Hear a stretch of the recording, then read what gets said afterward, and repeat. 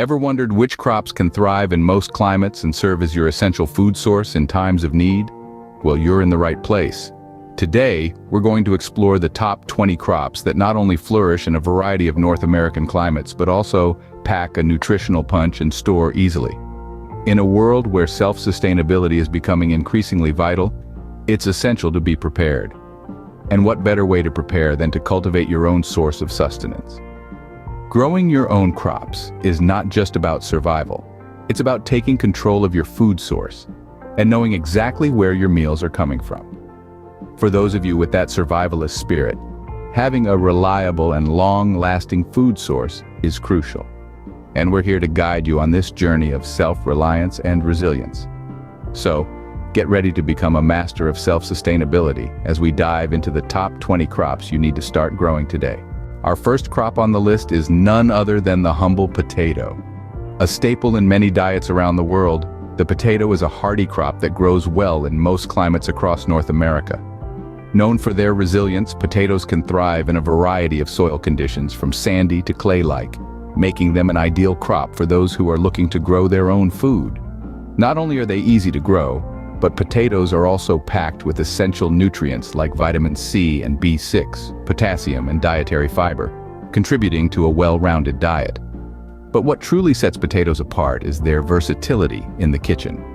Boiled, baked, fried, or mashed, potatoes can be transformed into an array of dishes to suit any palate, making them a valuable addition to your survival garden. Now let's talk about how to plant, care for, and harvest potatoes. You'll want to start by choosing a sunny spot in your garden. Potatoes need a good 6 to 8 hours of sunlight each day. Once you've found the perfect spot, prepare the soil by turning it over and removing any rocks or debris. Next, you'll want to plant your potatoes. Cut your seed potatoes into chunks, each with at least 1 or 2 eyes. These eyes are where your potato plants will sprout from. Plant these chunks about a foot apart and cover them with 3 to 4 inches of soil. Water them well, but don't overdo it. Potatoes prefer a well-drained soil. In about 2 months, your potato plants will start to flower. This is a good sign that your potatoes are nearly ready to harvest. Wait until the foliage has died back, then you can start digging. Be gentle to avoid damaging your precious potatoes. Once harvested, let your potatoes dry out in a cool, dark place before storing them away. This curing process will help toughen up the skin and extend their storage life. With proper care and storage, your potatoes can last you through the winter months. So, consider adding this versatile, nutritious crop to your survival garden and reap the benefits of your hard work when the time comes. Up next, we have a protein powerhouse, beans. They're a staple in many cultures around the globe for good reason. They come in a variety of shapes, sizes, and colors, each with their unique flavors and textures. Let's talk about the different types of beans. From the tender green beans, the hardy kidney beans, to the versatile black beans, and the distinctive pinto beans, there's a bean out there for everyone. And let's not forget the garbanzo beans, also known as chickpeas, which are the base of many delicious dishes like hummus and falafel.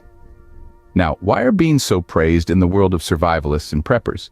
Besides their versatility in cooking, beans are packed with protein, fiber, vitamins, and minerals.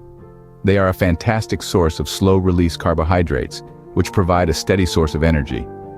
But the benefits of beans extend beyond their nutritional value. Beans are like the superheroes of the plant world. They have the fantastic ability to fix nitrogen in the soil. This means they convert atmospheric nitrogen, which plants can't use, into a form that plants can use. This process improves the fertility of your soil, making it more conducive for other plants to grow. So, how do we plant beans? First, you need to prepare your soil. Make sure it's loose, well-drained, and rich in organic matter. Then, plant the beans about 1 to 2 inches deep, spacing them about 2 to 3 inches apart. Beans prefer full sun, so choose a spot where they'll get at least 6 hours of sunlight a day. Caring for beans is relatively straightforward. They need regular watering, but be careful not to overwater, as this can lead to disease. And, when it comes to pests, keep an eye out for aphids, beetles, and slugs. Harvesting beans is just as easy. You want to pick them when they're tender and the pods are still smooth. This is usually about 50 to 60 days after planting for most varieties. Beans are not only a great source of protein, but they also improve the fertility of your soil. So, if you're planning a survival garden, don't forget to include this versatile and beneficial crop. Third on our list is a staple in many diets, corn.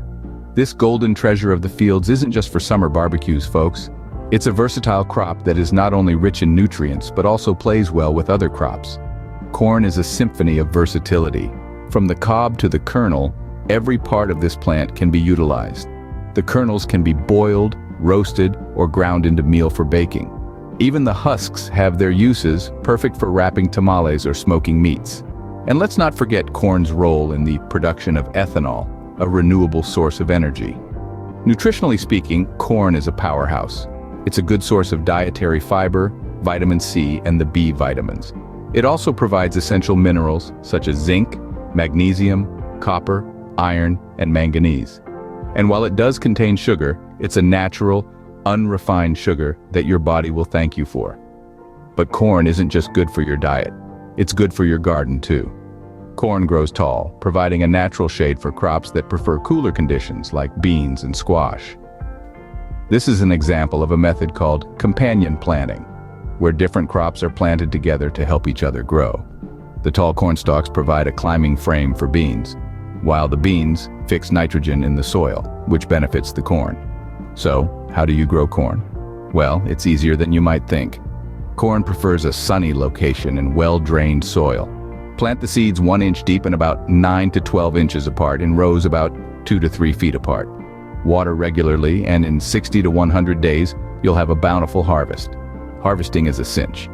When the silks turn brown and the kernels are plump and milky, it's time to twist and pull those ears of corn from their stalks. Corn is a staple crop that can provide you with a steady food source. So why not make room for this golden grain in your survival garden? Fourth on our list is a crop that's perfect for storing, squash. Now, squash is a fascinating plant.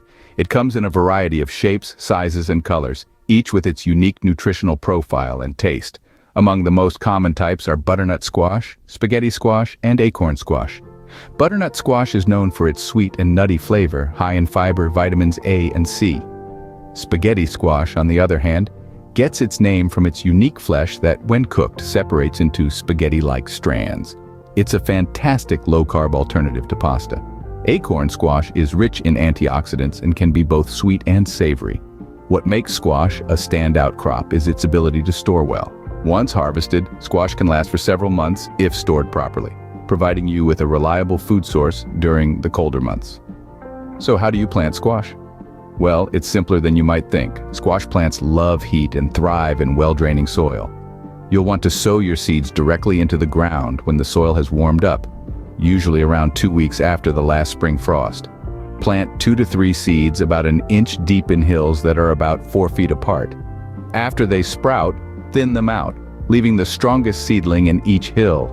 Caring for squash isn't complicated either. They need ample sunlight and regular watering. Be careful not to overwater, as this can cause the fruits to rot. As the plant grows, spread mulch around the base to help retain moisture and control weeds. Harvesting squash is a satisfying endeavor. You'll know it's time when the rind is hard and the squash has reached its full color. Use a sharp knife to cut it off the vine, leaving about an inch of stem attached to prevent rot. Squash is a great crop for long-term storage, making it perfect for preppers and survivalists.